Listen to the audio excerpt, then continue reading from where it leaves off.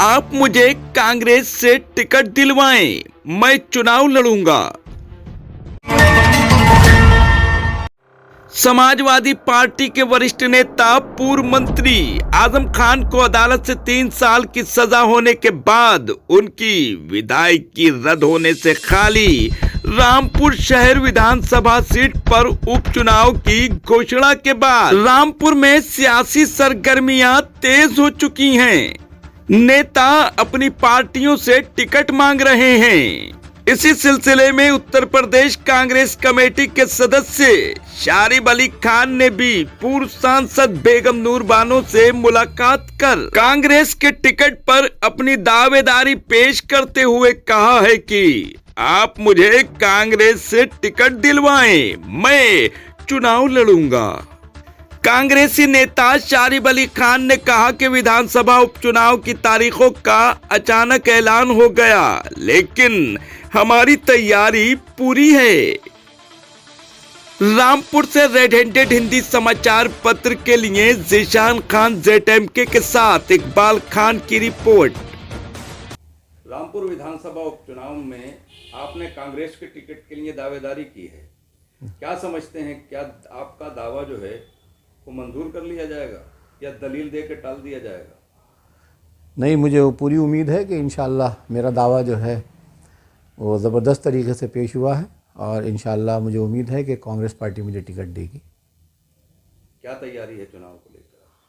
चुनाव की तो तैयारी, क्योंकि आपको मालूम है कि एकदम चुनाव डिक्लेयर हो गया, लेकिन यह है कि हम लोगों की तैयारी है कि हम लोग फील्ड में हैं और मैदान में हैं, हर वक्त लोगों की, आवाम की खिदमत करते हैं, तो इसलिए हमारे ऊपर कोई फ़र्क नहीं पड़ेगा और हम इंशाअल्लाह चुनाव लड़ेंगे। मैं ये कहना चाहता हूँ कि रामपुर की आवाम से और कि इस वक्त मौका है और ये अल्लाह ने आपको मौका दिया है कि जो एक 40 साल 45 साल से हम एक ही ढर्रे पर चल रहे हैं, जिसे कहना चाहिए, और सोचते नहीं समझते नहीं और हम एकदम एक फ़ैसला कर लेते हैं। लेकिन मैं आवाम से दरख्वास्त करना चाहूँगा, ख़ास तौर से रामपुर की आवाम से, कि वो अब की बार उनको मौका मिला है तो वो बदलाव लाएं। देखिए, एक चीज़ होती है, एक स्टेमिनर होता है, एक नौजवान साथ आदमी होता है और उसके साथ साथ जैसी जैसी वक्त गुजरता जाता है तो उसकी सोच में फ़र्क आने लगता है। तो 40 साल हो गए 45 साल से, तो अब बदलाव होना चाहिए और चेंज करना चाहिए। मैं रामपुर की आवाम से दरख्वास्त करूँगा कि चेंज करना चाहिए, दूसरे आदमी को मौका मिलना चाहिए कि वो किस तरीके से आवाम की खिदमत करे। नौजवान सोच होना चाहिए, नौजवान जज्बा होना चाहिए। तो इसलिए मैं चाहता हूँ कि रामपुर की आवाम जो है बदलाव लाए। इलेक्शन के दौरान क्या मुद्दे रहेंगे आपके? कौन से रामपुर के ऐसे बुनियादी मुद्दे हैं जिनको लेकर आप जनता के बीच जाएंगे? देखिए, आपके सामने सबसे बड़ा मुद्दा हमारे यहाँ है बेरोज़गारी। इस तरफ किसी ने ध्यान नहीं दिया।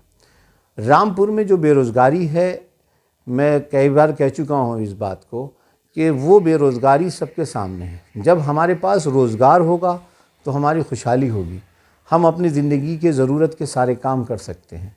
जब हमारे पास रोज़गार ही नहीं होगा तो हम क्या करेंगे? आज मुझे बड़ा अफसोस होता है कि ग्रेजुएट लड़के, पोस्ट ग्रेजुएट लड़के रात के अंधेरे में ई-रिक्शा चलाते हैं, दिन में चला रहे हैं बेचारे, क्या करें, अपना घर का अपना पेट पालना है, बच्चों का पेट पालना है। तो सिर्फ रामपुर को मिला क्या है? ई-रिक्शा मिली है। तो इसलिए हम उनके हाथ में सोचना चाहते हैं कि कुछ इंडस्ट्रीज़ आए रामपुर के अंदर, उनके हाथ में जो कलम की ताकत है वो कलम की ताकत अपने ऑफिस में बैठ कर करें, तो इंडस्ट्रियां लगें, तो रामपुर में खुशहाली आएगी, बेरोज़गारी दूर होगी। और सबसे अहम मुद्दा है रामपुर के अंदर एक बिजली का। आप देख रहे हैं कि रामपुर में किस तरीके का हाहाकार मचा हुआ है। एक गरीब आदमी जो रिक्शा चलाता है, मज़दूर है, उसके ऊपर इतनी पेनाल्टी डाली जाती है और उसके ऊपर चेकिंग के दौरान उसके ऊपर, क्योंकि मीटर ख़राब है, मीटर लगा रखे हैं, इलेक्ट्रॉनिक मीटर इतने फास्ट चलते हैं, तो ये सारी जो परेशानियों का सबब बन जाता है वो जनता के ऊपर भार पड़ता है। और रामपुर में आपने देखा कि अंडरग्राउंड लाइट हो गई है जब से, तो और मुसीबत हो गई है, हर जगह फॉल्ट होते हैं, पता चला उनके बिल इतने आ रहे हैं, यूनिट इतने बड़े हुए हैं। तो हमारा सबसे बड़ी कोशिश ये रहेगी कि बिजली पर लगाम लगाई जाए और बिजली के जो कीमत है उसको कम करवाई जाए, जो लोगों को राहत मिले।